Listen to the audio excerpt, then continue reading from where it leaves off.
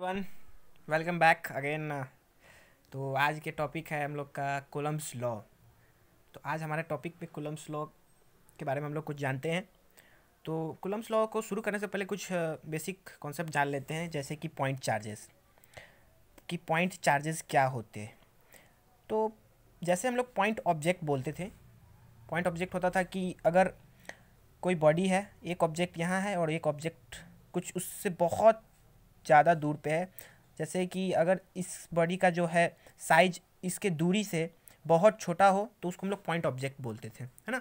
तो उसी तरह पॉइंट चार्जेस भी हैं कि अगर एक चार्जेस ये है और दूसरा चार्जेस ये है, तो इस दोनों के जो बीच के जो इसका साइज होगा वो इसके डिस्टेंस से बहुत छोटा होगा।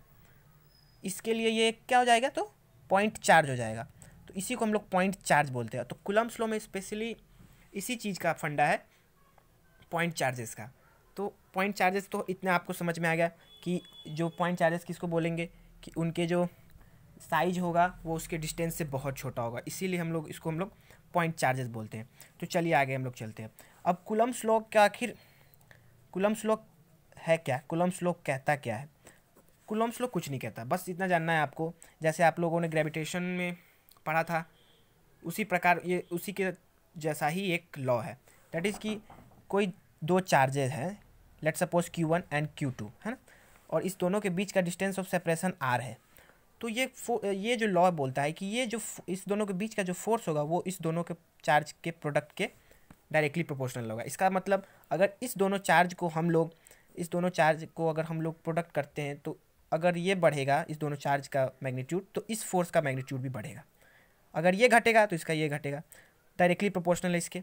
उसी प्रकार अगर जैसे कि ये और तो इस दोनों के जो सेपरेशन है उसके ये है ना स्क्वायर के इन्वर्सली प्रोपोर्शनल होता है। कि अगर इसके डिस्टेंस को अगर हम लोग बढ़ाते हैं तो इसका फोर्स घटेगा, अगर इसके डिस्टेंस को हम लोग घटाते हैं तो इसका फोर्स बढ़ेगा। दैट इज़ कि इन्वर्सली प्रोपोर्शनल है इसके। तो मैथमेटिकली इसको ऐसे डिफाइन किया गया है। तो F अगर इस दोनों को हम लोग कंपेयर करेंगे तो F is directly proportional to Q1 Q2 and inversely proportional to R square. तो ऐसे हो जाएगा। तो यहाँ पे इस प्रोपोर्शनलिटी कांस्टेंट को हटाने के लिए यहाँ पे कांस्टेंट को हम लोग लाते हैं, जिसको F is equal to K Q1 Q2 upon R square.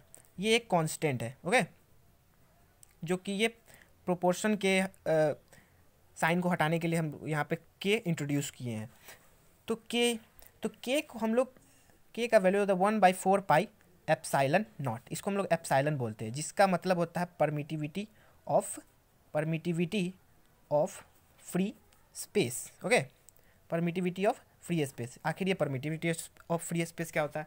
तो परमिटिविटी ऑफ फ्री स्पेस कुछ नहीं होता, बस ये बताता है कि किस एक्सटेंट तक वो जो इलेक्ट्रिक इंटरेक्शंस को करने में सपोर्ट करता है, किस एक्सटेंट तक।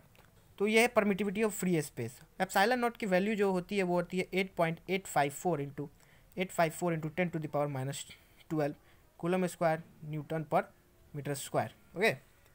तो ये इसकी वैल्यू होती है एप्सिलॉन नॉट की। तो इसी प्रकार तो कूलम्ब्स लॉ के एज मैथमेटिकली हम लोगों ने डिफाइन कर दिया। अब इसको अगर आपको डेफिनेशन देना है तो आप ऐसे इसको लिख सकते हैं कि Coulomb's law state that 2 point charges separated by a small distance with a magnitude of force, that is with a magnitude of force which is directly proportional to the product of two charges and inversely proportional to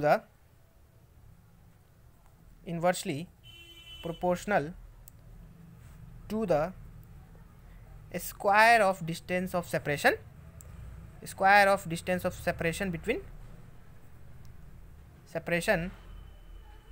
between them, okay. तो इसको हम लोग ऐसे mathematically ऐसे define कर सकते हैं हम लोग कूलम्ब्स लॉ को। ओके, तो कूलम्ब्स लॉ को ऐसे हम लोगों ने डिफ़ाइन कर दिया। तो ये छोटा सा कॉन्सेप्ट था कूलम्ब्स लॉ के बारे में। तो कूलम्ब्स लॉ को हम लोग ऐसे लिख सकते हैं F इज टू के Q1 Q2 upon R square. Okay, K Q1 Q2 upon R square Coulomb's law का एक मैथमेटिकली ऐसे हम लोग डिनोट करते हैं इसको।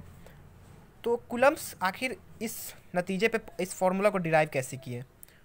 उन्होंने क्या किया कि एक चार्ज बॉडी लिया था, एक चार्ज बॉडी, और उसी शेप का, उसी साइज का एक दूसरा अनचार्ज बॉडी लिया।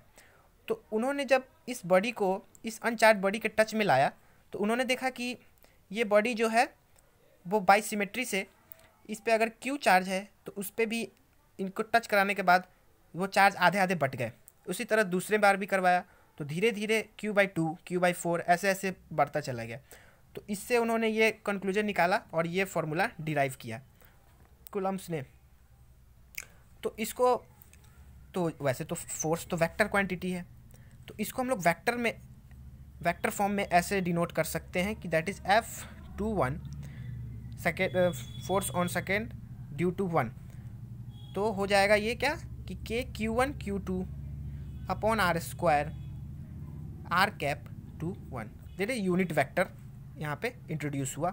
उसी तरह अगर फोर्स ऑन 1 ड्यू टू 2, वो हो जाएगा K Q1 Q2 upon R square minus of R to 1। इसका मतलब हो गया कि जो ये कूलम्ब्स लॉ है वो न्यूटन के थर्ड लॉ को फॉलो करता है, Newton's third law, that is f of 2 1 is minus of f of 1 2। तो इससे ये भी पता चलता है कि कूलम्ब्स लॉ न्यूटन्स के थर्ड लॉ को भी फॉलो करता है। तो यही था छोटा सा एक कॉन्सेप्ट जो मैंने आपको कूलम्ब्स लॉ के द्वारा पढ़ा दिया। अगर आपको हम लोग का काम अच्छा लगता है तो प्लीज़ चैनल को सब्सक्राइब करिए और लाइक कमेंट शेयर सब्सक्राइब जो आप लोग हमारे हेल्प कर सकते हैं कीजिए। बहुत मेहनत लगती है छोटे से वीडियो को बनाने में ही। बहुत बहुत धन्यवाद। तो तब तक के लिए बहुत बहुत शुक्रिया। पढ़ते रहिए और खुश रहिए, स्वस्थ रहिए। धन्यवाद। जय हिंद, जय भारत।